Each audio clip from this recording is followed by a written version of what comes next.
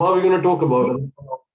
Well, we could talk about just the week, just like what happened this week. And I mean, we're recording right now, so it doesn't matter. Yeah. I want to record for like 5 minutes Yeah. and then see what happens based on that. Sure. So how was your week? Oh, it was a long freaking week because I was going to work every day. That meant, and Lindsay wanted to sleep.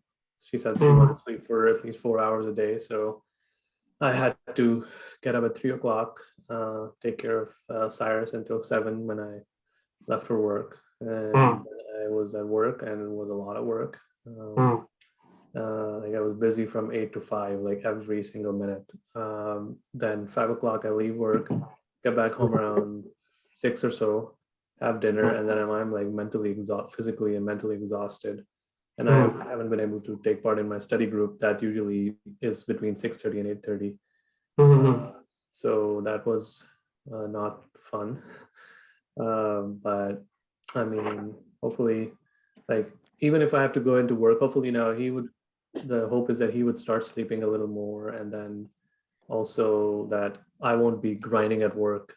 I only have 2 more weeks of that. So that is the hope right now. Okay. What else did you do, like apart from work, and any reading, any movies, any books, anything? Busy with the newborn. Mostly him. He's like a full experience.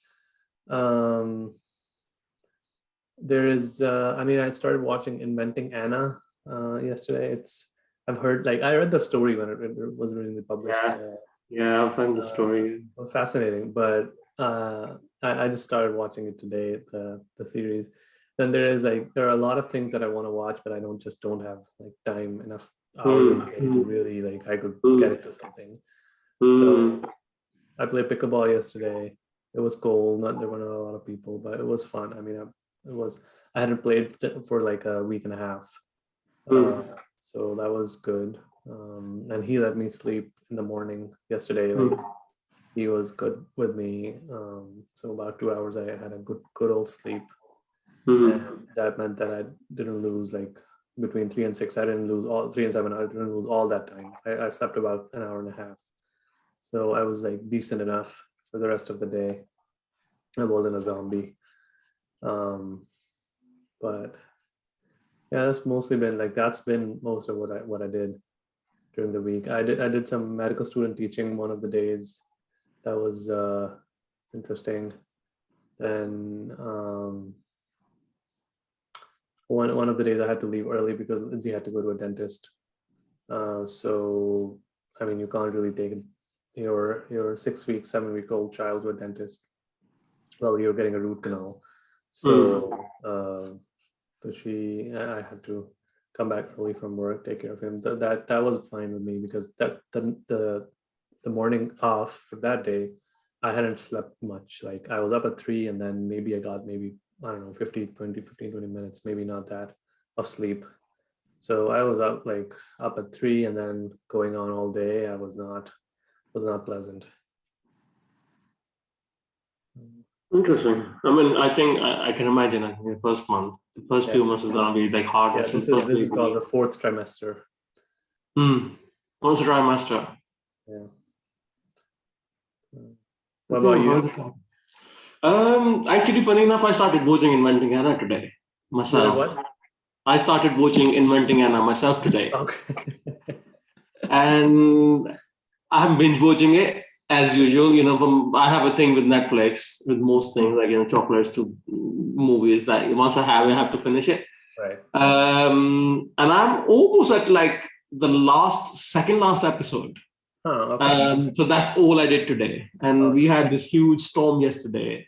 You might have read in news in Storm Eunice. And there's a park literally where I am, next to me. So I have a window overlooking the park. And I saw actually a tree falling in front of me. And I was scared. It was a huge tree.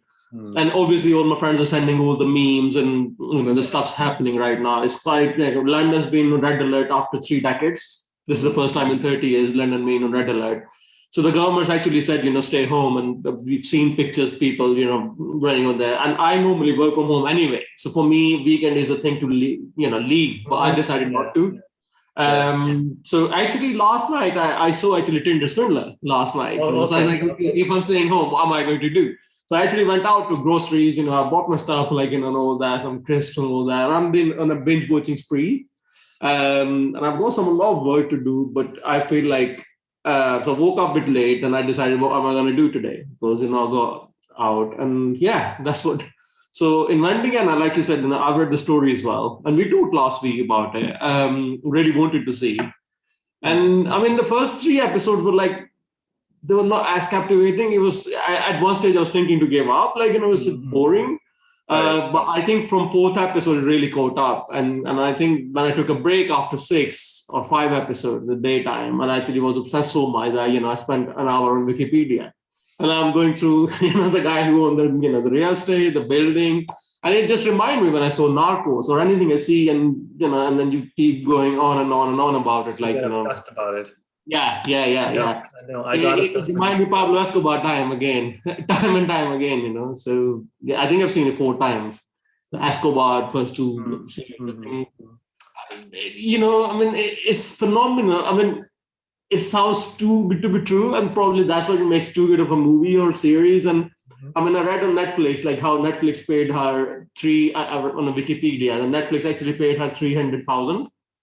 And the court actually ordered her to keep 20,000 for yourself and then pay the rest of the people. She conned, except all the lawyers, which is funny because the court thing, the lawyers actually knew. So all those bankers and lawyers, they had not been paid. But then she's not allowed to keep, all the money either. She had to pay. But it's funny, like, so all the 3 friends are showing her, they all were, like, one of them actually sold her series for 320,000, more than Anna Sorokin herself.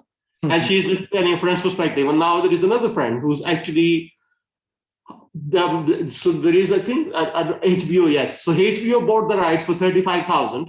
They just paid her 35,000 in case she ever wants to, talk about it. And if she does, then she'll pay her $500,000 and all that. But even if she doesn't, if he ever does, they are the one that she goes to. And this is unbelievable, like, how people, and it reminds me of Pablo Escobar's son, how he's still making money out of it, selling the T-shirts and the merchandise. And it's an interesting world we live in. Yeah, definitely. Yeah. Let me see what the recording status is now. To stop ahead.